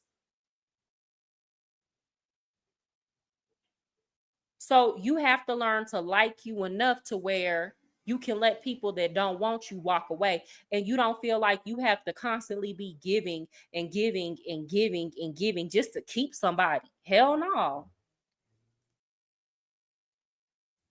And then they feel they can't treat you any type of way because they spent all that up front. Exactly. Right? Like, do you want a sponsor or a husband? Two different expectations, right? And if a man doesn't value his money enough to where he just started dating you and he'll trick on you like that, what you think he's going to be doing when y'all married? Tricking on these hoes. I grew up with very low self-esteem and I'm very misunderstood. And I understand that. And I understand it's people that deal with low self-esteem and insecurities. You got to work on it though. You know, even if it's low, you got to work on it so that you're not getting taken advantage of, or so you're not out here doing goofy stuff like this man. Obviously, he wants that cat. We're all grown. Yeah, but meanwhile, while he paid her $700, I'm pretty sure it's a dude that if she were to meet him and like him enough, he wouldn't have to pay all that to get it. Bitch, I'm almost done. I'm ready to go. So, but anyway, I knew people there. Like, if you live in Atlanta and you go to Cheetah, like, you know, like it's not a day that you're gonna go in there and you're not going to see somebody that you know. So I knew a few dancers there, and I also knew like other people that was in there. So like I'm getting carried away with just yapping my mouth away. So finally he ended up coming, whatever, everything's going good, we end up going to like this other little lounge. Okay, so they met up at the strip club. So I guess this is both of their lifestyle. I'm not sure if she's a dancer or not, but it seems like this is where they enjoy hanging out. Whatever, smoke some hookah, whatnot. And so fast forward, after we left the hookah lounge or whatever, I ain't gonna lie, I got a little fucked up, right? And it was a blur. Like I don't even remember leaving the hookah lounge. I just remember him waking me up and I was on his couch and he showed me a picture of my ID and my social. So, ma'am, why would you get that messed up on a first date with a man you don't really know like that? Y'all gotta learn to watch y'all liquor when y'all out on these dates with these men. The same rules apply when you're with strangers. Don't drink too much and watch your drinks. This is a grown woman. This is not a little girl. Oh, I'm like, what is that? Like, why you have a picture of my shit? And so he was like, man, somebody came in on us. So I'm just like, what the fuck do you mean somebody came in on us? Like, did you not lock your door? Like, is anything missing or anything like that? So now I get up because I'm looking for my purse. Bitch, I look for my purse. My purse is dumped outside of his apartment door. The bitch didn't take my bag, but she did take my fucking heels. And she took his weed, she took his pew-pew, and she took his car keys. Now, I had my social security on me because I had just applied for a renewal for my passport like 2 days before or something like that. So I had just never took it out. So I'm like, give me some damn socks because I'm ready to fucking go. I leave, didn't never talk to him no more. I didn't talk to him for a couple months. And he, mind you, he did apologize that day. But I wasn't trying to hear that shit because I was just like, this shit gives setup vibes. It does. So, because I'm just like, how you ain't, like, you as a man, how you forget to lock your door? Because here's the thing. If a girl came in on you, why aren't you making enough noise to where she's woken up? Or, yeah, it gives setup vibes. It gives he made the whole story up. This is weird. Who came in on us? He did say like, oh, probably my ex-girlfriend. Well, it was his ex-girlfriend because that's who sent the picture of my ID to him. She came in or whatever. I don't know if the bitch had a key or I really left his door unlocked. I don't know. But like knowing what I know now, I definitely believe that this nigga tried to set me up. So stop talking to him or whatever. And he did reach out to me like a couple months later because I was not talking to him. He ended up reaching out to me, apologizing again, was like, you know, like, I just really want to make things right with you, whatever. Like, it's not what you think, da-da-da. So I ended up agreeing to like meeting up with him. We had dinner and we talked about it, whatever. And I was just like, okay. I'm trying to figure out, she's a very beautiful girl. Let me not say that. If something like that happened to me, I would never speak to this man again. He wouldn't have even been able to reach out to me. He would have been blocked on every avenue. Fake page, fake account, blocked. I'm blocking your fake pages too. I would never feel safe going around a man like that again. Are you crazy?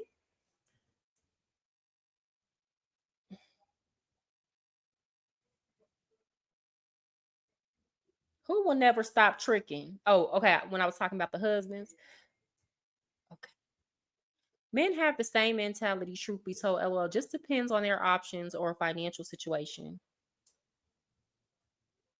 She is making so many mistakes, shaking my head. She has to be like early 20s. I'm not sure. And she doesn't say, but baby, it is grown women that are out here conducting themselves like this. Full grown women. So I don't know. Yes, and no men, we're men, but we're not a monolithic group and we don't all see sex the same way. Even if we all need it. Well, I would agree with that. I would agree with that. I would say the vast majority are the exact same way. But there is a certain percentage. I don't even want to say exception to the rule, right? There are good men out here. I'll say that now. They few and far and in between, or a lot of times are not in ideal situations, or it's just complicated. Life is complicated. I'll say that. Okay, maybe it's not that. So now, now we kicking it or whatever. We, cooling, but like I ain't really on that with him for real. Like we just cool. So, so by this time now, I didn't move to Miami in April last year, April or whatever. So we talked. Okay, so she moved to Miami. She moved to Atlanta. Girl,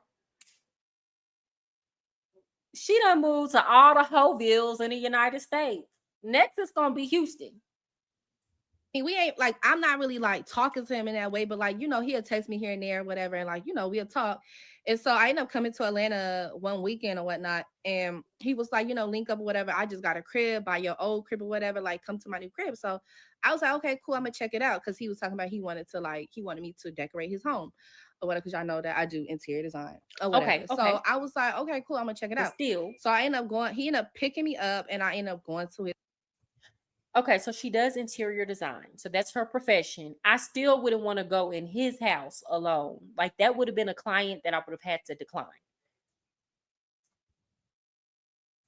Okay, so let's go to part 2. So I want to make this very, very, very clear. This was not a person that I was dating and nothing like that. It didn't even go to that. It didn't even get there yet, because our first initial date, the bullshit at the crib had happened where our shit got taken or whatever. Somebody came in on us. So we didn't even make it to that point. We honestly was just cool. Didn't talk to him for a couple months. He apologized. So now we on speaking terms again or whatnot. That's it. It was nothing more. Nothing, like it was nothing more. So anyway, he picked me up from my crib or whatever. I go to his crib, and he walks me in. We go downstairs. I'm looking around or whatever. I'm like, okay, everything is nice. Now we're heading up. Why is he picking her up? Does she not have a car? I'm trying to understand. Because at this point, he's a client. So professionalism, sis. Why is this man picking you up like y'all going on a date? Especially considering the circumstances of what happened the first time, I would definitely want to have my own transportation. So I'm wondering if she doesn't have a car, because that's the only way that I could explain it. And even then, he couldn't pick me up from nowhere. Upstairs. So as we heading upstairs, a girl is coming downstairs. So I'm like, hey, how you doing? Whatever. She was like, what's up? So I'm just like, that's not cute or whatever. But I'm not thinking too much into it. And like initially, when I seen her, my first brain is like, it's not thinking like, oh, this is like a girlfriend. Like, you know what I'm saying? Like, I'm thinking like this is a family member or something like that, right? So, he's showing me around upstairs and whatnot. And we chilling. We sit in his room or whatever. And so we talking and whatnot. So he ended up getting up and going downstairs. Okay, so before he had went downstairs, he had wanted me to download the Roku app, because he couldn't find his remote control. So he wanted me to download the Roku app. And so I downloaded the Roku app or whatever, but it didn't work because I needed to be connected to the same Wi-Fi. Now, background, when our first date happened and all that shit happened or whatever, I ended up finding out who his ex-girlfriend was. I ended up finding her Twitter for some odd reason. I ended up finding out the girl fucking Twitter. And so so when we was passing, I didn't initially know that was her, because she didn't look the same as in her pictures or whatever. So so he ended up coming back upstairs with a bottle, and he's like, let's take a shot, da da da. And I'm like, I don't really drink like that no more, which at that time I really was not drinking. And so I'm like, no, I don't want nothing. So he just like kind of like trying to like still kind of pressure me into drinking or whatever. So he was like, damn, do you want to smoke? And I'm like, nah, I don't want to smoke. I'm chilling. So he ended up going back downstairs, and before he went back downstairs, well, as he was walking downstairs, I'm like, I need the Wi-Fi to be connected. So he gives me the Wi-Fi. Now, the girl name, we're gonna give her name Tia. Her name is Tia. His name is TJ. Okay. So the Wi-Fi name was her name and his name, Tia and TJ Home. So I'm like, is this the same bitch? So I couldn't. And so while he's downstairs, I'm trying to look for the bitch Twitter, but I could not remember the bitch Twitter name. So I had to go through me and my homegirl text messages to like. Now, why is she calling a girl a bitch? Because, okay, she's saying, and the reason why I asked that is because she's saying it was never a dating thing. The romantic interest was gone. But, like, the way she's talking about this woman, you're talking about this woman like, you know, oh, you just found out he was married, or this is the side chick. Like, you know, it seems like there's a little bit of animosity there. Am I tripping? Do y'all hear it? She sounds all over the place. She definitely wasn't moving right at all. Like, girl, you're supposed to be on there on business. You're doing the interior design. Y'all already established that it's nothing between y'all. You should have came there, did your job, and gone on. Now you investigating the girl and all that. Okay. Yes, I don't think she's telling the truth all the way. I think she was dating him, or she was either dating him, or she was either still interested. Like she thought maybe possibly it could go somewhere. That's what I'm thinking. Especially because she still continued to text and entertain him for what? See, like what her shit was, I go to the fucking Twitter. I feel like I kind of know where this is going. I didn't watch this part, so we'll see. It's this bitch, the same bitch that I just passed by and said hey to, and she talking about some what's up. That's her. It's her. So I'm like, what the fuck? Like, what the fuck do this nigga got going on? So I'm looking at her Twitter. So like before you walk, well, when you walk up to the top of the steps or whatever, like a little foyer area, it was like a little round mirror and a fluffy chair. Okay. Her profile picture on Twitter was looking in that damn mirror and that chair. So everything confirmed. So I'm like, this is definitely her. So I text my homegirl. I'm like, girl, fucking TJ, I don't know what the fuck he got going on. He just brought me to his crib on some like trying to be on some cool shit or whatever, but he got this bitch here.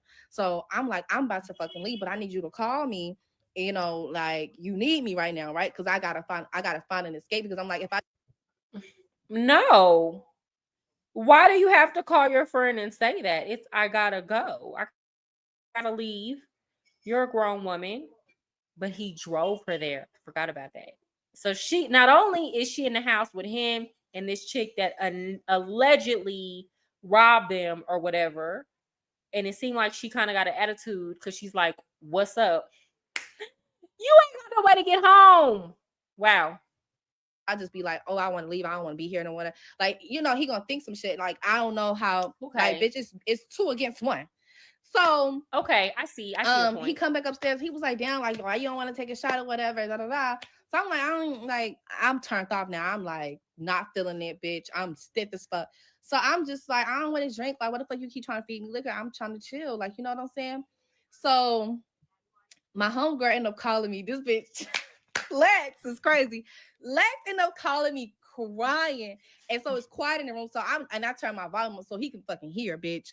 So she's like crying. I'm like, what's wrong? What's wrong? Like it almost like bitch, I started crying because bitch, we so in the fuck. So girl, me and my homegirl, we are so fucking in character. Like I had kind of got lost in the fucking plot because bitch, I started crying. Okay. So like while I'm on the phone with him, like while I'm on the phone with her, he's laying across the bed and he like huffing and puffing and all this shit or whatever. And so I'm like, I gotta go, whatever. I'm about to call me an Uber, whatever. I gotta leave my like some shit going on with my homegirl. I don't know what's going on. And so he like, man, you want some weird shit. So I'm like, what's weird about me fucking wanting to go like cater to my friend, comfort my friend? Like she's crying. I don't know what's going on right now. So like I'm about to leave. I'm about to call me Uber. He was like, you ain't gonna be able to get an Uber over here because it's new construction. The address ain't whatever, right? So he was like, I'm just gonna take you home. So in the car, like I'm trying to just keep it cool because I'm just like, I don't know what this nigga is on for real. So I'm just like, I have to play it fucking safe. So I'm just like, what's your issue? Whatever. He was like, man, you just on some weird shit, man. I ain't even gonna speak on it, whatever. And I was just like, how you mad that I want to go to my friend to like make sure that she's okay? She's fucking crying. Like, what the fuck is wrong with you? He was like, man, ain't no wrong with your friend or whatever. And I was like, bro, like, did you not just hear her crying? Like, what the fuck is wrong with you? So this nigga speeding in the car. He's speeding. I ain't even gonna lie, y'all. That your friend has an emergency, that's the oldest trick in the book. He probably done heard that so many times. I did that before. I'm not even gonna lie.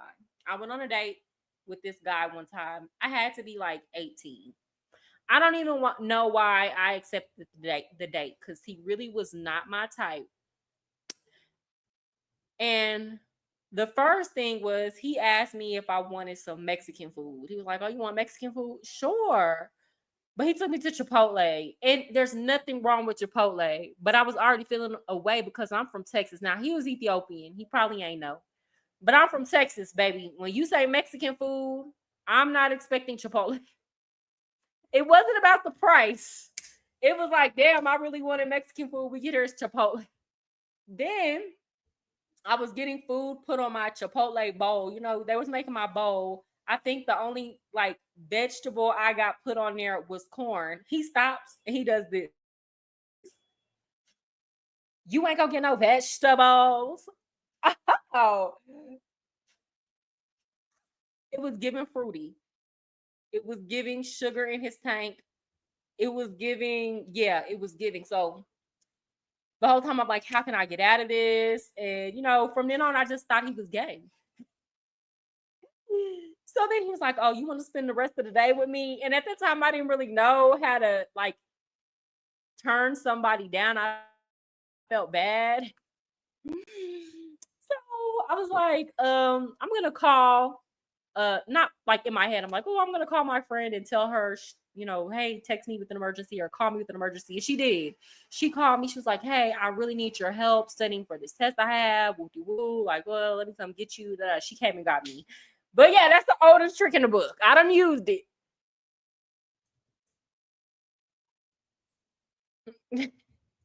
Yeah, it was the vegetables for me. Kind of like with Bernie Mac and the little boy that was fruity, who was like milk and cookies. That's what it reminded me of. And after that, I could not see him as a straight man anymore. Like it was over.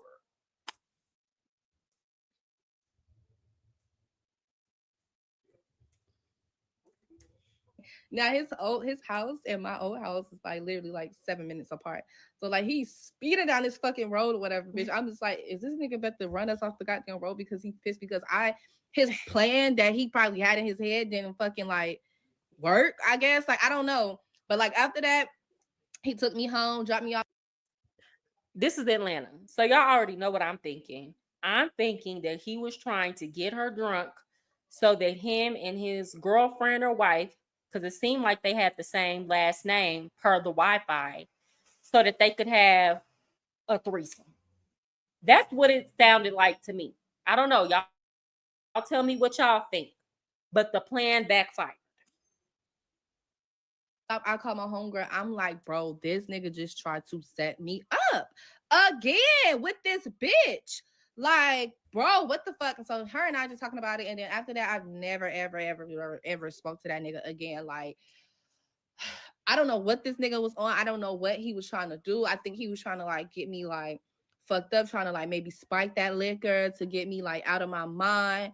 So him and that girl could do something to me. Yes, I don't know what that was, like, but sis. It was so fucking weird. Yes, that's exactly like what was gonna happen. You as his girlfriend, how you allow him to bring a bitch to your crib, girl, and be okay with it? Because she nasty and freaky. He nasty and freaky. Girl, what Diamond said to Ebony, girl, they gonna grape you. That's what was finna happen, sis. That's how she was okay with it. She was finna do the graping too. He was finna be T.I., she was finna be Tiny. Okay. Like, what did y'all have in mind to do? Like, and why are y'all out for me? Like, what the fuck? But yeah, y'all, like, that is my dating horror story of talking to a nigga from Atlanta. And this is why I don't deal with niggas that was born and raised in Atlanta at all. Like, I feel like they all are weird. Okay, so there's a part 3. There's an update. Bitch.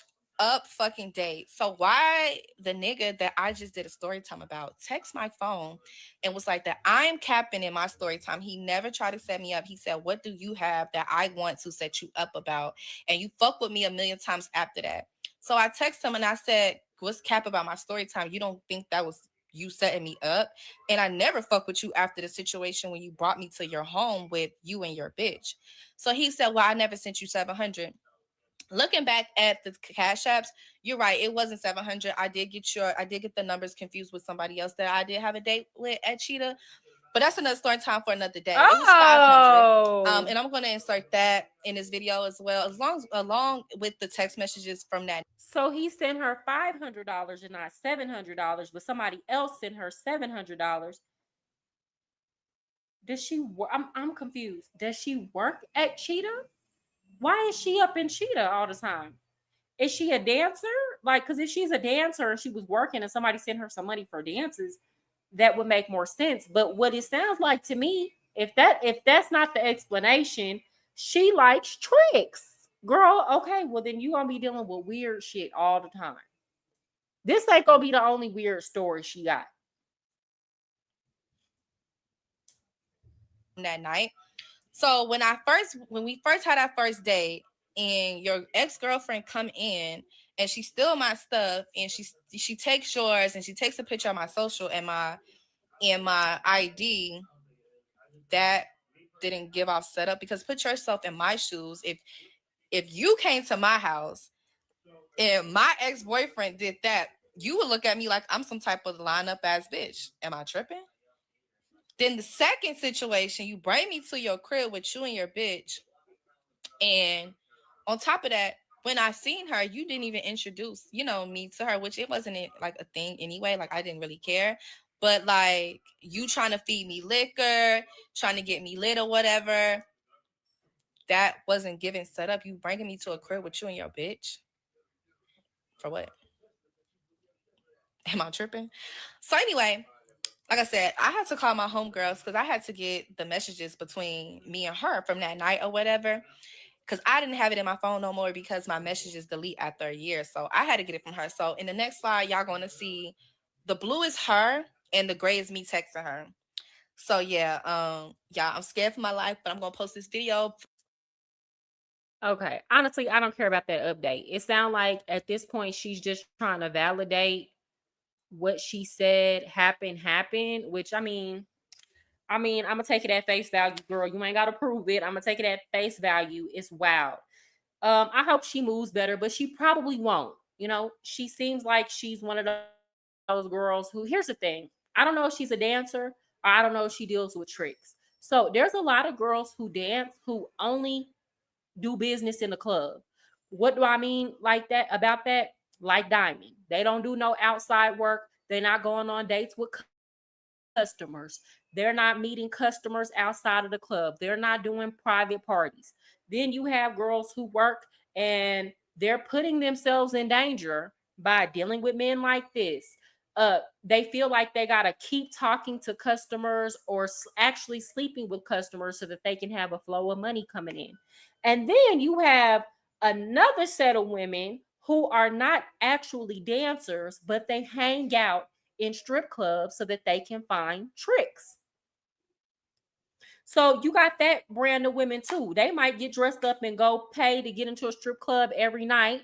They might even spend a little money, and the whole time they're trying to find their next customer. So I don't know which one she's doing here. It's very dangerous to be out here dealing with these men like this in the way that she's doing, especially when it comes to their money, because they're going to always expect something. And if she's a dancer and she's dealing with these men like that outside of the club, first of all, I don't advise. Most people are not strong enough to be in the club dancing. Let's start there. But if you're going to go in the club and dance, I don't advise that you deal with customers outside of the club, because outside of the club, there's no security. There's nobody to kick the man out if he touches you inappropriately or puts his hand on you or tries to spike your drink or tries to rough you up, right? All the protection that you have in the club is gone. OMG, all the stuff you're naming is normal course of business. Either you cut for that life or you ain't. And some people are very, very dumb. And they move dumb. And they're too green and naive. To me, she don't sound like she really. Some people are cut for it in terms of they're willing to do anything for $1. They don't mind that part. But then you're getting yourself in stupid situations. Like you're intellectually not cut for it. I'll say that. And women these days have 3, 4, 5 men on lock rotating, and none of them are quality. None of them are quality. None of them are quality. When I hear a woman saying she got 3, 4, 5 men on rotate, I'm willing to bet that 9 times out of 10, not one of them are quality. So that's not even impressive to me. Most of the time, these are men who are tricks. These are men who are dealing with all kind of other issues and got so much other stuff going on in their life, you know? So I wouldn't even be impressed by that. I would, if I was a man and a woman told me she got a rotation, I wouldn't feel like, oh my gosh, I got to do so much for her so that she would like me. I would let her have her rotation. Okay, with that said, guys, it's been real. I'm trying to get off of here before it hits the 2-hour mark, because then StreamYard will not generate my AI clips. But it's been real. It's been fun talking to y'all. Y'all hit the like button on your way out. Y'all share the video if you care, and I will see y'all tomorrow. Y'all have a good evening. Goodbye.